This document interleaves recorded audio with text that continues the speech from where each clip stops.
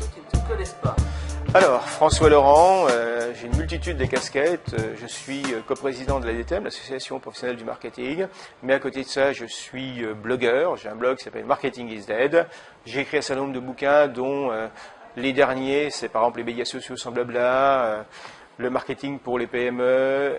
Enfin, le titre n'est pas tout à fait celui-là, c'est de rendre son marketing efficace chez Duno. Et puis aussi les médias sociaux en B2B. Certains ont eu la collaboration de brillants rédacteurs comme Frédéric Henry par exemple, etc. Frédéric, avec qui je suis en train de lancer un cycle de formation. Oui, puisque tu es formateur et tu interviens. Par exemple, là, dans pas très longtemps, tu vas à la Sorbonne à Abu Dhabi. Je pars demain matin, oui, pour aller enseigner le marketing digital en anglais à des Émiratis, pour leur expliquer. Et c'est d'ailleurs très amusant parce que, contrairement à ce qu'on croit, ils sont pas mal en avance, ils ont de très bonnes idées aussi.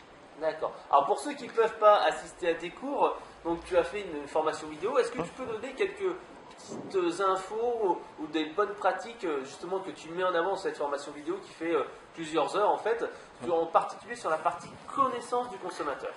Oui, alors peut-être que la partie connaissance du consommateur est pour moi une partie fondamentale parce que je suis d'origine études de marché et ça a été mes premiers jobs. J'ai une formation de sémiologue, donc vraiment comprendre ce qui se passe, les études, etc. Et surtout, on a tendance, les gens qui ont des bonnes idées de produits, ils ont tendance à penser que le consommateur, il aime les produits comme eux, ils l'aiment. Alors qu'en fait, le consommateur, des fois, un produit génial pour son créateur, il ne le pense pas génial, il le détourne, il l'utilise autrement. Et donc, il s'agit de réellement comprendre le consommateur, sinon tout le reste de ce qu'on va faire en marketing sera forcément du ratage. Alors, on n'aura pas le bon message, on ne s'adressera pas à la bonne cible, on ne fera pas le bon besoin, et donc la personne va dire non mais c'est pas pour moi ça. Oui, et puis en fait, on n'aura pas le bon usage. Tiens, juste un exemple amusant. Un produit qui est incontournable dans la téléphonie, c'est le SMS. Aucun opérateur n'y a cru à l'époque. Pourquoi? Parce que tout le monde pensait déjà, c'était il y a plus d'une dizaine d'années, tout le monde pensait à passer de la vidéo, à voir de l'image, etc. Oui. Alors que le SMS, ce sont les gamins qui l'ont utilisé et qui aujourd'hui ont donné sa valeur d'usage. Donc si on avait bien compris ce qu'étaient les consommateurs, mais alors pas n'importe comment non plus, parce que faire les études, des fois trop en anticipation, si je reviens sur le téléphone, lorsqu'on a eu les premières études sur le téléphone mobile, avant le bebop, ça date pas d'hier, tous les consommateurs disaient, mais avoir un téléphone que je puisse téléphoner dans la rue, c'est stupide, ça ne m'intéresserait pas, j'utiliserai pas, même si on me le donne.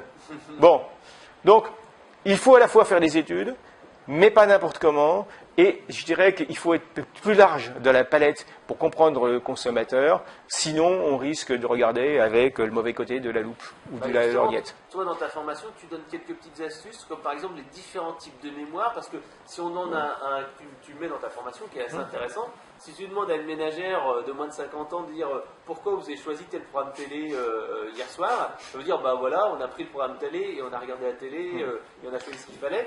Et en fait, comme tu dis, si on fait appel aux différents types de mémoire, on se rend compte que le choix, c'est pas ça en fait.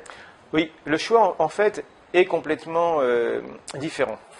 Il y a énormément de mémoire, notamment il y a une différence entre la mémoire sémantique et la mémoire épisodique. La mémoire sémantique, c'est tout bête. Je vais te poser une question, Frédéric. 2 plus 2, ça fait combien? 4. Comment tu le sais? Parce que je l'ai appris à l'école. Bien. Qu'est-ce que tu as mangé ce matin? Des petits gâteaux. Bien. Comment tu le sais? Parce qu'en fait, je l'ai préparé hier soir avant de partir. D'accord. Donc, d'un côté, tu as appris, de l'autre côté, tu l'as vécu. Il y en a un, c'est la mémoire sémantique, l'autre, c'est la mémoire épisodique. Et lorsqu'on fait un IRM, on s'aperçoit que ce n'est pas la même zone du cerveau qui s'active.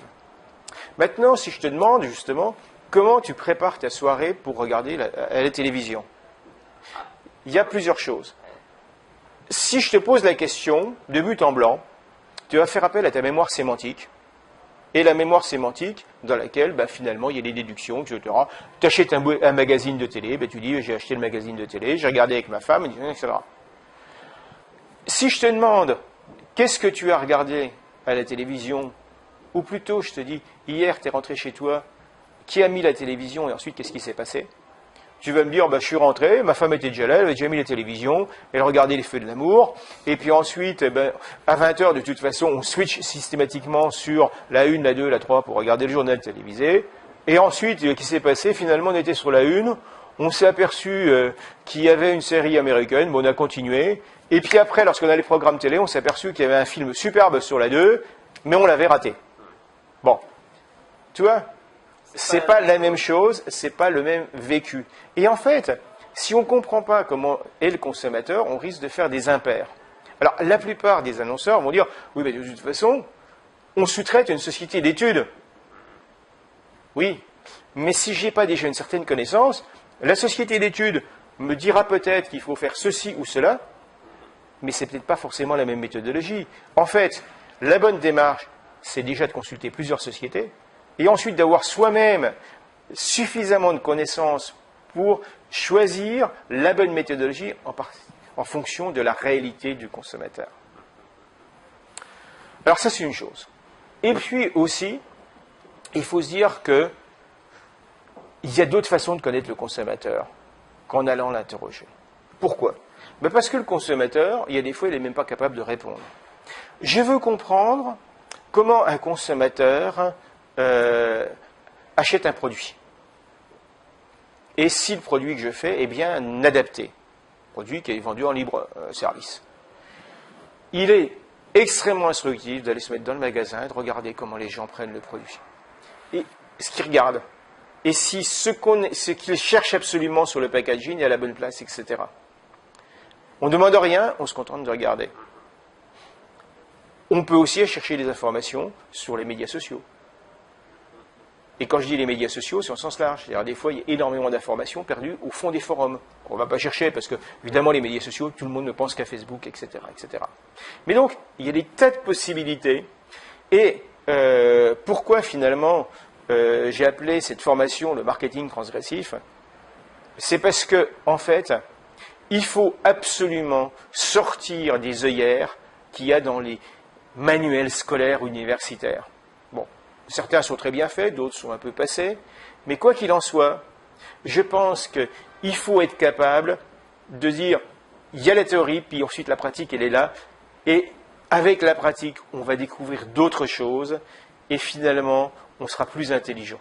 Ouais, donc comme tu dis dans ta formation, il faut certes aller dans la connaissance du consommateur, mais après le mettre en pratique et trouver les bonnes choses et pas perdre son temps et avoir des fausses informations. Des choses vraiment pratiques qu'on va pouvoir mettre en application directement dans l'entreprise. Exactement. Ok, merci François. Alors, si on veut en savoir plus pour toi, donc bien entendu, la formation c'est Marketing Transgressif. Et sur ton site internet, Marketing is Dead. Marketingisdead.net, tout à fait. Allez, merci, à bientôt. Merci Fred.